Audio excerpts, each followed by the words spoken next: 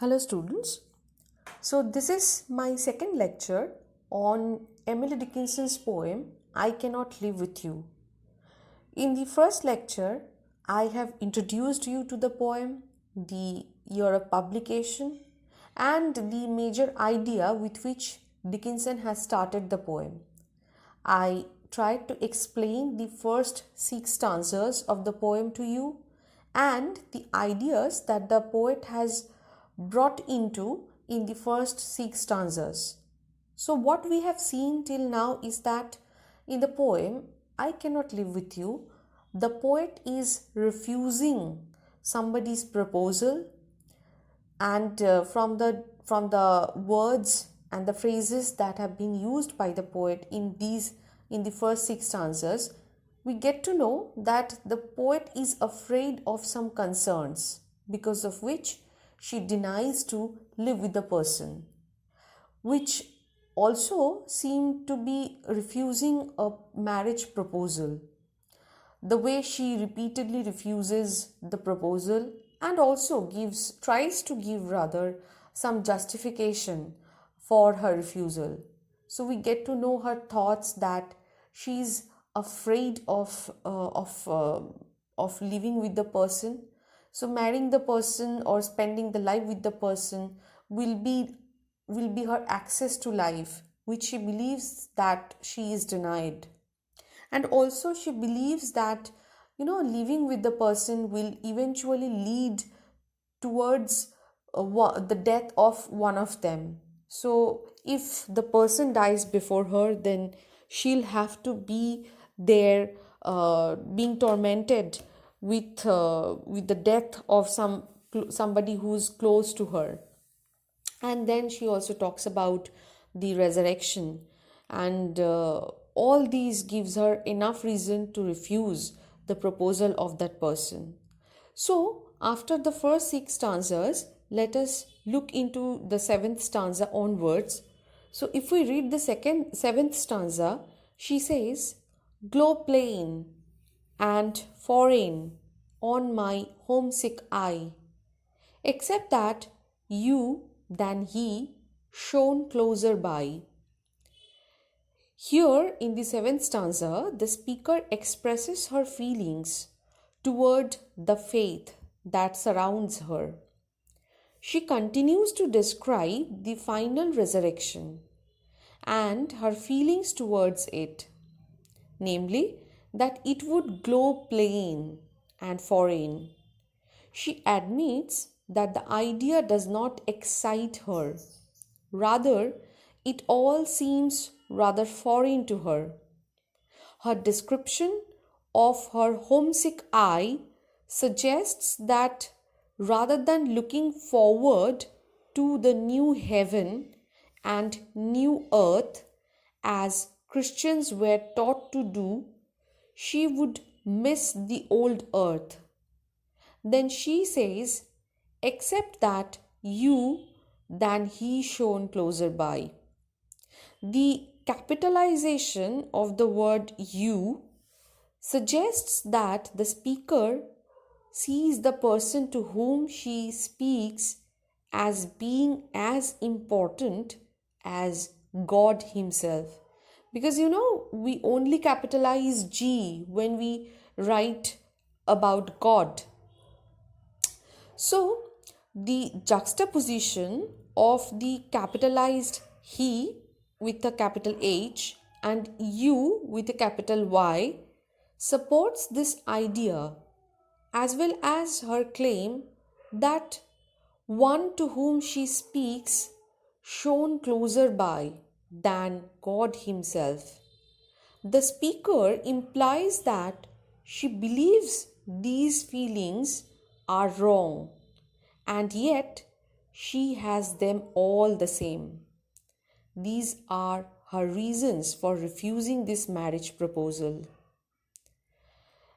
And then she moves on to the 8th stanza, where she says, "They would judge us. How? For you served heaven, or sought to. I could not." And with these words, the speaker gives more insight into her refusal. It appears that she sees this person as one who serves God, and she knows that she cannot. She begins with, "They would judge us." It is not clear whether "they" here refers to the Holy Trinity or the other people at the final resurrection, or whether she has reverted back to the present time period and is referring to their friends and family. In any case, she believes that she cannot be worthy of him because she has no desire to serve heaven. So, with this thought, she moves on to the ninth stanza. Continuing the thought, she says, "Because you saturated sight, and I had no more eyes for sordid excellence as paradise." So here, the speaker continues to give her reasons for her refusal. She claims that the one to whom she speaks is also able to see, but she herself had no more eyes. Specifically, she claims that she has no eyes for paradise. Now, as a Christian is often taught to keep his eyes set on paradise, this description of herself further allows the speaker to explain that she has no interest in faith. That means she is not interested in Christianity, and therefore she has no eyes or heart for heaven. You can very easily understand that, the idea, the concept of heaven, hell, the opening of one's eyes or heart for these concepts, this is completely dependent on one's belief. So if one believes in something, then only one can think of this. And here we can see that, as I have referred to in my previous lecture, this was the time when Christianity was coming in, and she did not want to believe in Christianity. So she believes this to be in contrast with the heart of the one she speaks to, who apparently is a believer. So, with this idea, let us look at the 10th stanza. In the 10th stanza, "And where you lost, I would be, though my name rang loudest on the heavenly fame." So here in this stanza, the speaker enters into the hypothetical situation and supposes that even if the one she loves is lost, she would be lost as well. With this, she implies that neither person would do the other any good. She claims that even if heaven rang loudly for her, she could never respond. Here, the speaker seems to be entering into every argument against this possible marriage, including the argument that even if the man is lost as she is, they could never help one another. And remember, here by lost, she refers to the loss of faith, deviated from the ways of God. So now, after these explanations, these reasoning, let us look at the 11th stanza, where she says, "And were you saved, and I condemned to be, where you were not, that self were hell to me." So by this, she means that with this stanza, the poem of the poem, the speaker then enters into another possibility. So, in the previous stanza, she talks about the fact that she is a non believer in Christianity, and therefore she is, as per the norms of Christianity, a lost person or a lost soul. And she figures out the situation that in future, if the other person is also if also the person loses faith, then both of them will be condemned. Now, in this 11th stanza, the penultimate stanza of the poem, she gives us another alternative. And here she thinks that, if the other person is not a non believer, or rather turns out to become a believer, what happens then? So, here the speaker enters into a possibility that contradicts directly the possibility discussed in the previous stanza. Here she suggests that if the one she loves is quote unquote saved, then she is still condemned. Thus, even if they spend their lives on earth together, someday she would go to hell and would be where he would not be. So, with this, we reach to the final stanza of the poem, the 12th stanza.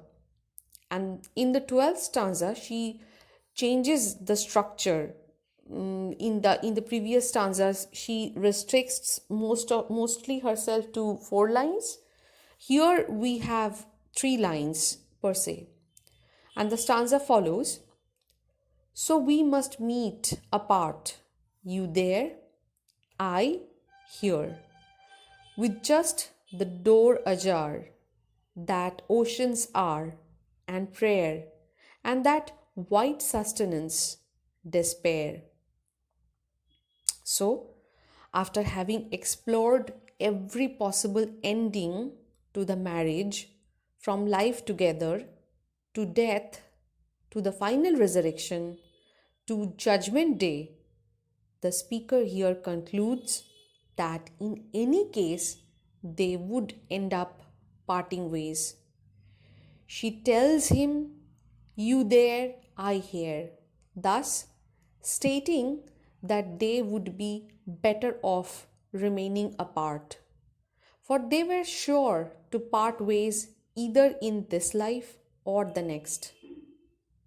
She claims that they would always be apart, with just the door ajar between them, making it seem as though there were oceans and prayer separating them. It is interesting that she uses oceans and prayer in the same line to explain to her love what is separating them. It is almost as if his prayer and his faith cause there to be chasms like oceans between the two of them, for his faith is something she believes she can never understand. These feelings bring to her heart a feeling that she can only describe as white sustenance. That feeling is despair. So the poem ends with the sense of despair. And as you know, the poem started with a negative connotation, a denial, a refusal. With that beginning, that kind of beginning, we definitely cannot expect an ending that is more than despair.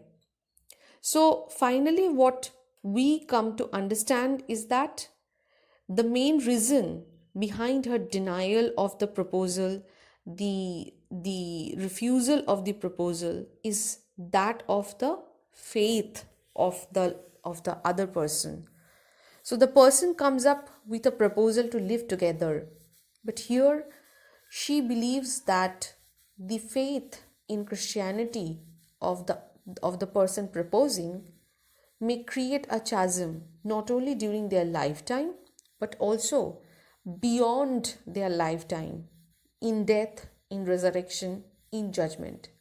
Interestingly, she uses death, resurrection, judgment day as some of the reasons for her refusal, for denial, while she very clearly has stated that she does not believe in all these. She may turn out to be a non believer, and the main point of conflict between the two of them can be their individual beliefs, their individual faith systems.